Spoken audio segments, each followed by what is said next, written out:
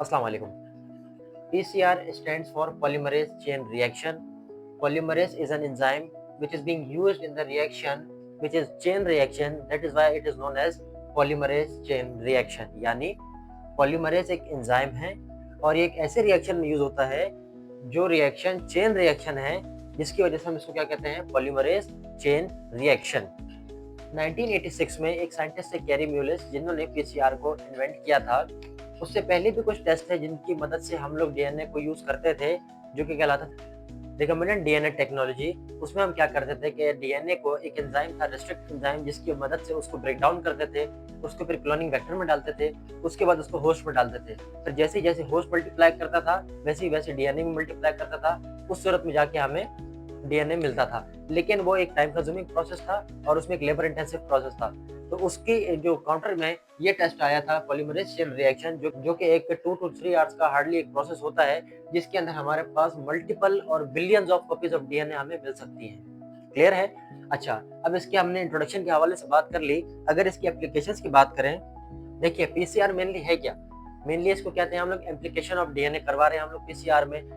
तो application of DNA हम लोग करवा क्यों रहे हैं? देखिएगा, अब एक वायरस है, अब उसका जो डीएनए है वो बहुत ही माइक्रोन्स में होगा, उसको तो हम स्टडी नहीं कर सकते प्रॉपर तरीके से। तो इसमें हम क्या करते हैं कि एक वायरस के डीएनए को हम लोग मल्टीप्लाई करवाते हैं, अपने जो हमारे डिजायर्ड एक सेगमेंट है उसको मल्टीप्लिकेशन करवा के इस क्वांटिटी में हमारे पास डीएनए आ जाता है कि जिसको हम लोग आगे फर्दर स्टडीज के लिए यूज कर सकें। इसलिए इसको हम कहते हैं पीसीआर पॉलीमरेज चेन रिएक्शन। इसकी अगर एप्लीकेशंस की बात करें तो एप्लीकेशंस जो है इसकी वो बहुत सारी हैं। जैसे कि ये एप्लीकेशन जिसकी पहली है फोरेंसिक स्टडीज में पीसीआर मेनली यूज होता है। Second one is gel electrophoresis.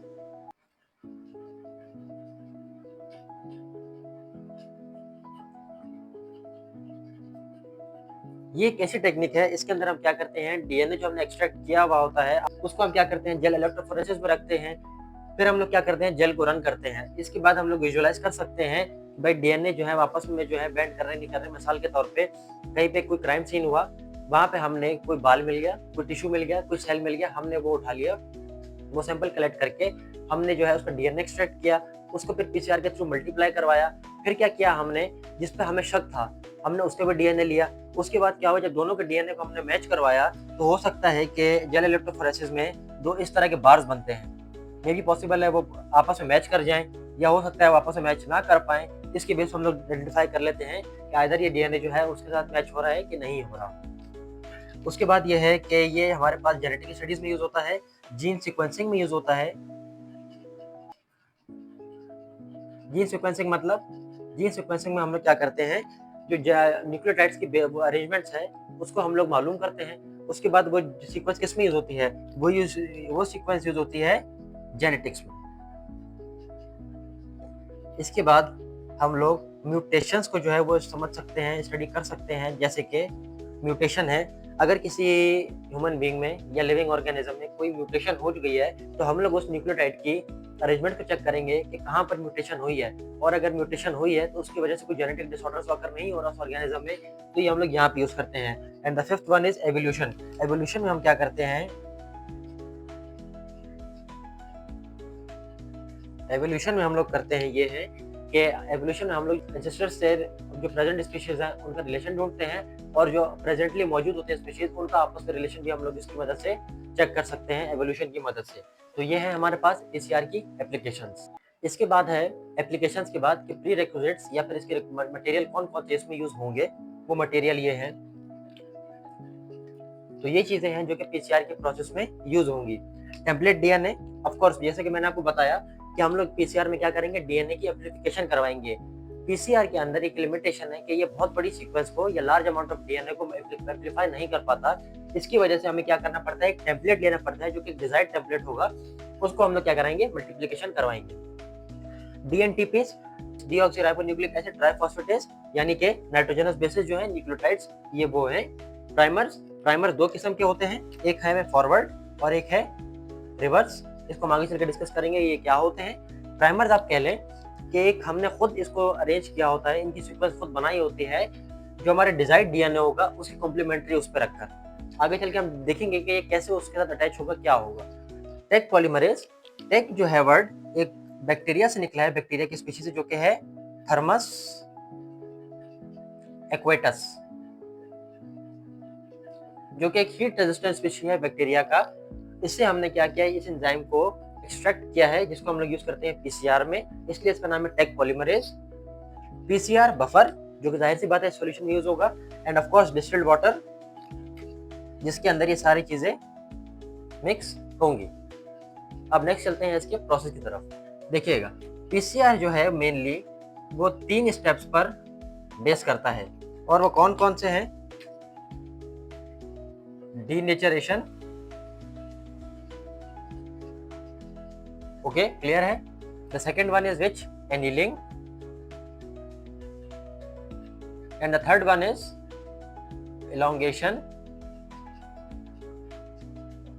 और एक्सटेंशन। क्लियर है? अब देखिएगा, मैं एक ग्राफ ड्रॉ करने लगा हूं। This step is known as pre denaturation, this one is denaturation, this one is annealing, and this one is post elongation। अब ये जो डीनेचरेशन है, ये एक प्रोसेस होगा या स्टेप होगा, इसका जो टेम्परेचर होगा वो होगा 95 डिग्री सेंटीग्रेड, और कितनी देर के लिए होगा? ये अप्रॉक्स होगा 30 सेकेंड्स टू 1 मिनट। एनीलिंग का जो टेम्परेचर होगा वो होगा 45 टू 65। मेनली जो है इसमें 56 डिग्री सेंटीग्रेड यूज होता है, डिपेंड करता है कि आप प्राइमर्स कौन से यूज कर रहे हैं, जो कि कितनी देर के लिए होगा? 30 टू 45 सेकेंड्स के लिए। This one is elongation of course, इसका टेम्परेचर होगा 72 डिग्री सेंटीग्रेड, जो कि होगा 1 मिनट के लिए। और जो पोस्ट elongation है ये 10 मिनट का होगा, ये बात करते हैं आगे। और जो प्री डीनेचरेशन है उसका होगा 5 मिनट्स का। क्लियर है? देखिएगा, मेरे पास एक डीएनए है। डीएनए ऑफ कोर्स आप सबको पता होगा कि एक डबल स्ट्रैंडेड स्ट्रक्चर है, डबल स्ट्रैंडेड स्ट्रक्चर है, इसके बीच में हाइड्रोजन बॉन्ड्स हैं। क्लियर है? देखिए, अब क्या होगा, मैंने इसको हीट किया। डीनेचरेशन मींस जो उसकी नॉर्मल सी नेचर है उसको मैं उसको अपोजिट लेके जाऊंगा। तो जब मैंने उस डीनेचर किया, उसको हीट दी, तो क्या होगा, इन डबल स्टैंडर्ड को जो आपस में जोड़ के रखा था हाइड्रोजन बॉन्ड ने, ये ब्रेक डाउन होना शुरू हो जाएंगे। और जब ये ब्रेक डाउन हो जाएंगे तो ये डबल स्ट्रैंड जो थे वो बन जाएंगे सिंगल स्ट्रैंड, कुछ इस तरीके से। ठीक है? अब जब मैंने 95 डिग्री सेंटीग्रेड किया 30 सेकंड्स टू 1 मिनट के लिए, क्या हुआ, ये double stranded DNA break down हो गया सिंगल स्ट्रैंड्स में। अब क्या होगा, उसी ट्यूब के अंदर जिसके अंदर हमने सारे अपने मटेरियल्स डाले थे, वो उसके अंदर प्राइमर्स भी थे। तब आप जैसे ही डीनेचर होंगे, हम क्या करेंगे, हम फौरन किस पे आ जाएंगे? एनीलिंग पे। हम टेम्परेचर डाउन कर देंगे 45 टू 65। पीसीआर मशीन के अंदर फैंस भी होते हैं और हीटर भी होते हैं, जो कि रैपिडली टेम्परेचर को अप एंड डाउन कर सकते हैं। अब हमने क्या करना है, फॉरेन टेम्परेचर को जब हम लोग 45 टू 65 सेंटीग्रेड पर लेकर आ गए 30 टू 45 सेकंड्स में, तो उसमें क्या होगा, इस दौरान में जो प्राइमर्स हमने डिजाइन किए हुए तो वो आकर अपने डिजायर्ड कॉम्प्लीमेंट्री की बेसिस के साथ अटैच हो जाएंगे। ये हो गए अटैच। अब क्या होगा, जब मैं दोबारा टेम्परेचर इंक्रीज करूंगा 72 डिग्री सेंटीग्रेड 1 मिनट के लिए, तो अब क्या होगा, ये जो टेम्परेचर है ये फेवरेबल है किसके लिए? टेक पॉलीमरेज एंजाइम के लिए। टेक पॉलीमरेज एंजाइम यहाँ पे आ जाएगा। अब ऑफ कोर्स जब मैंने सॉल्यूशन बनाया था उसके अंदर न्यूक्लियोटाइड्स भी थे, जिसके अंदर जैसे कि एडेनिन, ग्वानिन, थायामीन, यूरेसिल, तो ये साइटोसाइन, ये सारी नाइट्रोजनस बेसिस अवेलेबल होंगी। तो वो क्या करेंगे, जैसे ही ऑप्टिमल टेम्परेचर उनको मिलेगा 72 डिग्री सेंटीग्रेड, ये टेक पॉलीमरेज जो है उनके साथ कंबाइन होगा और इनकी जो इलॉन्गेशन है, ये एक्सटेंशन है, वो शुरू कर देगा।